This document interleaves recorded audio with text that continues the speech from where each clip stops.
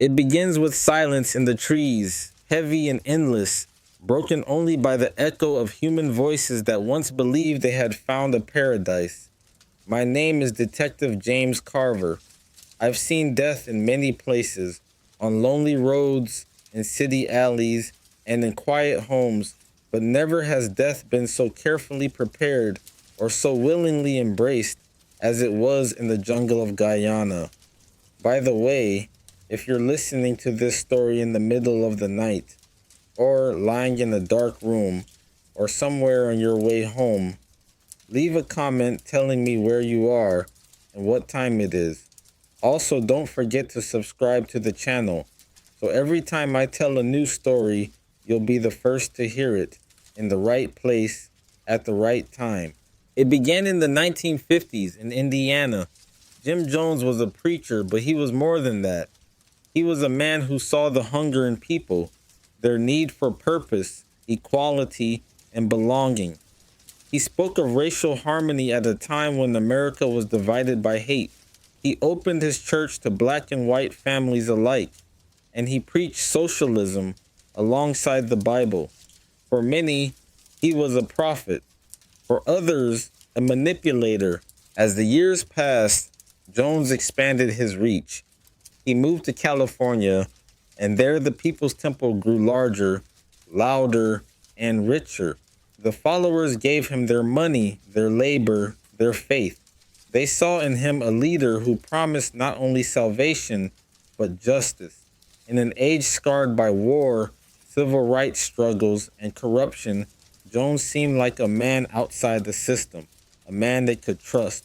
But beneath the sermons was control. Members who questioned him were shamed, punished, or driven out.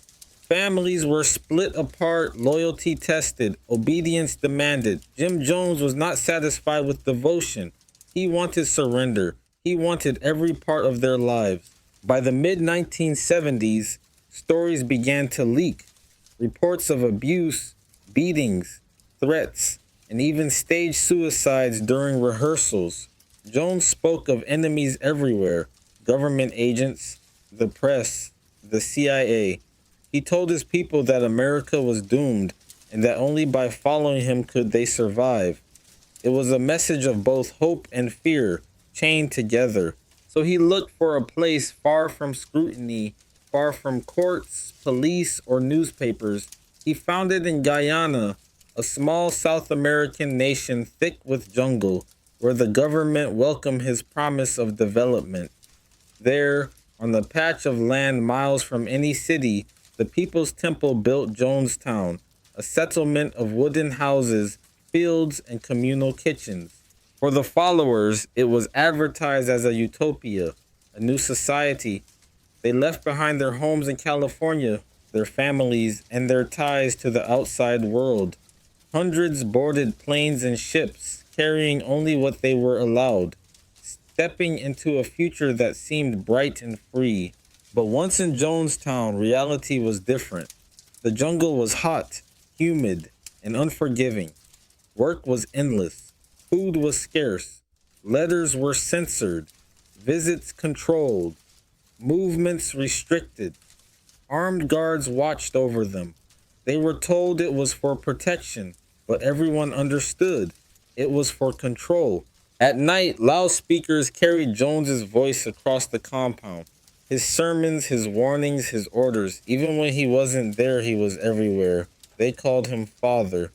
They believed his word was truth. And if doubt crept in, it was drowned out by exhaustion, fear, or the gaze of neighbors who might report them. Still, cracks began to form. Some wanted to leave. Some whispered of escape. Families back in America demanded answers. Why could they not speak freely with their loved ones? Why did so many sound tired and frightened in their letters? Journalists began to ask questions, and soon politicians did too. The jungle was closing in, and the dream was collapsing under its own weight. Jim Jones spoke more often of enemies, of plots to destroy them. He began to describe death not as an end, but as a victory, a protest against the world that would never accept them. He called it revolutionary suicide. The people listened. Some feared. Some believed. The stage was set. What began as a vision of equality and peace was about to end in blood and poison. What awaited them was not paradise, but silence. The kind of silence that lingers long after voices are gone. Jonestown looked peaceful from a distance. Rows of wooden huts, children playing, fields of crops swaying in the humid air. But beneath that surface was a colony of fear, built on exhaustion and silence. The days were long, the nights restless, and every sound carried Jones's voice, seeping into their thoughts like smoke into walls. Jones was rarely sober. He leaned on drugs to dull his pain and heighten his control. His voice on the loudspeakers grew harsher, more paranoid. He warned his followers that the American government wanted to destroy them, that the CIA would come with guns, that defectors would betray them. Every speech ended with the same threat. Better to die together in dignity than live as slaves under their enemies. The people obeyed, but not all were convinced. Some whispered of escape. Some risked their lives to send secret letters out. Parents worried for their children. Children worried for their parents. The dream of equality had curdled into a prison. By 1978, families back in the United States had formed a group called the Concerned Relatives. They demanded that the government investigate. Their voices grew louder, and pressure mounted on politicians. One congressman in particular decided to go. His name was Leo Ryan, a California lawmaker known for confronting problems directly, no matter the risk. Ryan organized a fact-finding mission. Journalists, relatives, and aides joined him. In November of that year, they flew to Guyana and made their way through the thick jungle to Jonestown. For Jones, it was both a threat and an opportunity. He greeted them with smiles, stage performances, children singing, people praising life in the community. Cameras rolled. At first, it looked like paradise. But truth cannot be hidden forever. In the shadows, some whispered to the visitors. They passed notes, begged for help, admitted they wanted to leave. Fear trembled in their voices. They knew if Jones discovered them, punishment would be severe. The facade was cracking. On the second day, Congressman Ryan announced he was willing to take anyone back to America who wished to leave. It was the moment Jones had feared. A small group stepped forward, hesitant but determined. Mothers clutching children, men with tired faces, women with trembling hands. It was not many, but it was enough. Enough to show the world that Jonestown was not the utopia Jones claimed. Jones's control was slipping. In front of his people, he tried to mask his rage, but those closest to him saw the change in his eyes. A storm was gathering. The visitors prepared to leave with the defectors.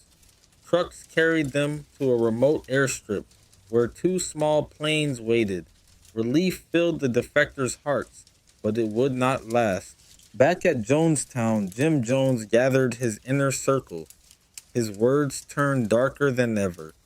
He declared that their enemies were upon them, that betrayal was in motion, that there was no future but one, death. He called it an act of revolution. He told his people it was time.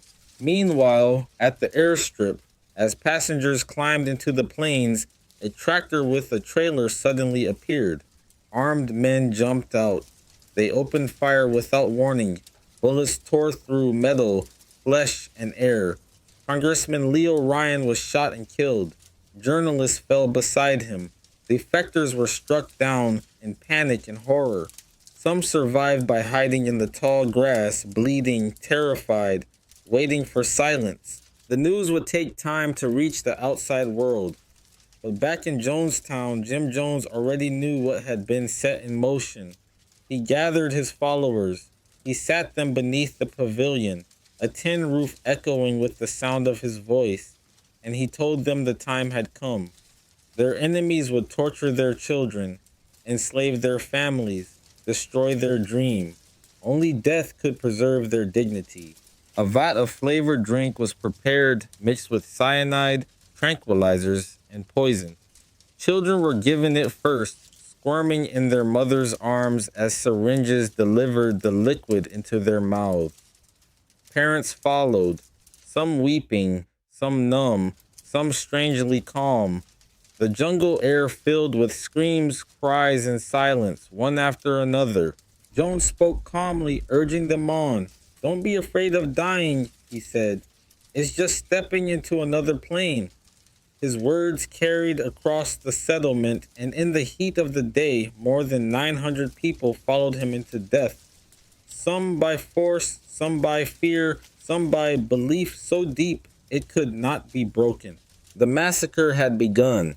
It was the largest single loss of American civilian life in a deliberate act until September 11th, 2001, and it was happening in the middle of the jungle, far from any rescue, hidden beneath the leaves and shadows. Jonestown had become a graveyard. The pavilion in Jonestown was filled with a strange calm after the gunfire at the airstrip. The sun was beginning to set, shadows stretching across the compound as Jim Jones gathered his people one final time. He spoke with the same slow, heavy cadence he always used, a voice that carried both command and inevitability. He told them there was no future left, that their enemies were coming, that the world would punish them, torture their children, destroy everything they had built. And so he offered death as escape, death as dignity, death as protest. His followers listened, weary from years of obedience, from endless work in the heat, from the constant weight of fear. Some nodded in agreement, some cried, others begged to leave, but the guards were there, the pressure was immense, and the air itself seemed poisoned with despair. Jones called it revolutionary suicide, but in truth, it was murder. Large vats of flavored drink were brought forward, mixed with cyanide and tranquilizers.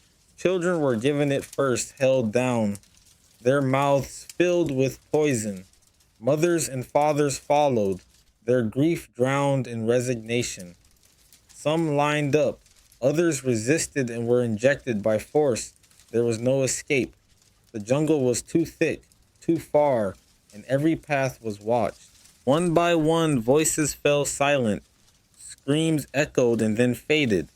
Nearly 1,000 people, men, women, children, died within hours. Their bodies covered the earth, tangled together under the Guyanese sun. It was the largest deliberate loss of American civilian life in history until September 11th, 2001. Jim Jones himself did not drink the poison. He chose a different end, a gunshot wound to the head. His body slumped beside the carnage he had orchestrated. For him, it was control until the last second. For everyone else, it was silence. When the Guyanese military arrived days later, they found a scene almost beyond comprehension. Rows of bodies, bright clothing against the dirt, arms reaching toward the sky. The smell of death hung thick in the air. Soldiers and journalists wept as they stepped through the settlement. The world, watching from afar, could barely believe it was real.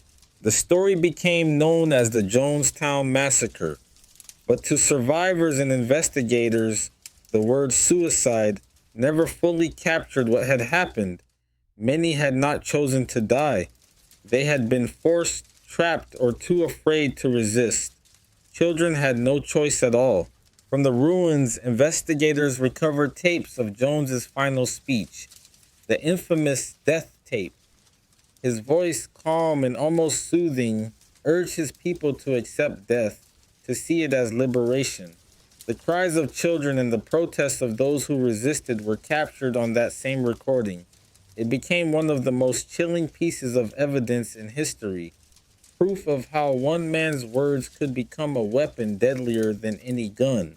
There were survivors. A handful had slipped into the jungle during the chaos, hiding until rescue arrived.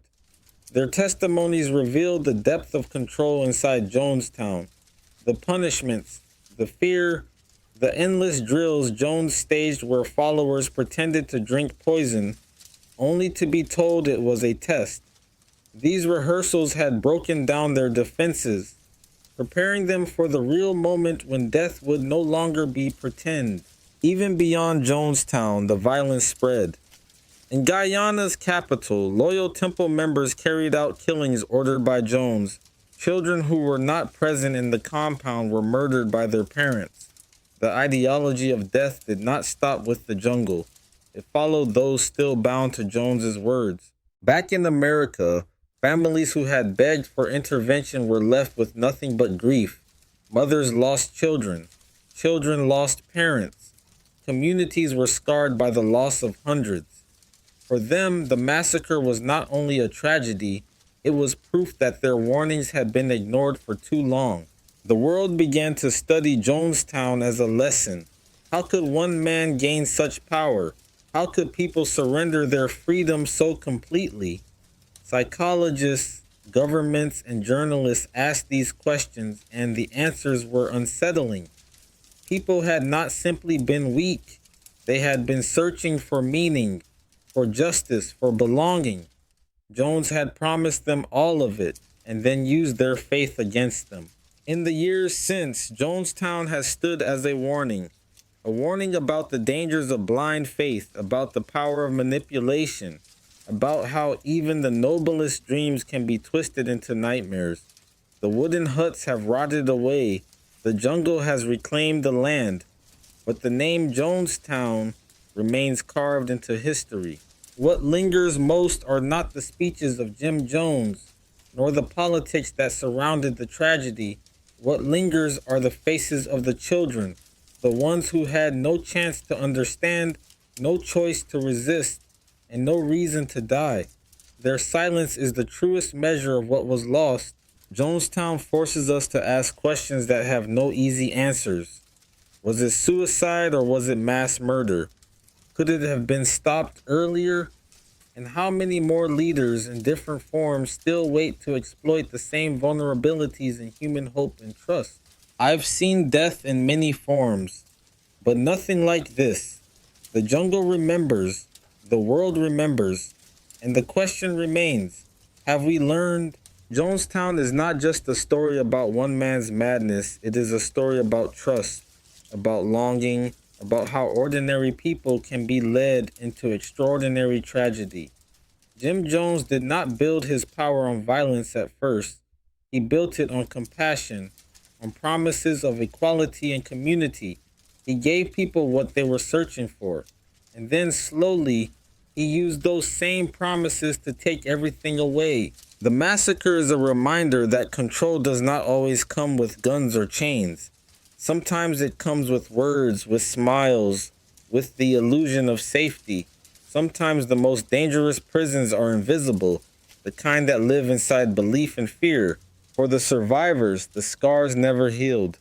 They carried guilt for escaping while others died.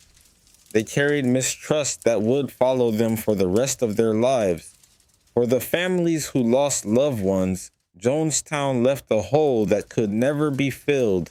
And for the world, it left a warning that devotion without doubt, power without question, and loyalty without reason can be as deadly as any weapon. Jonestown is gone, reclaimed by vines and silence, but the memory endures.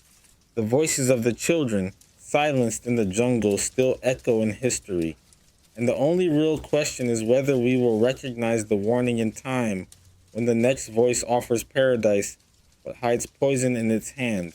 Thanks for listening. See you in the next video.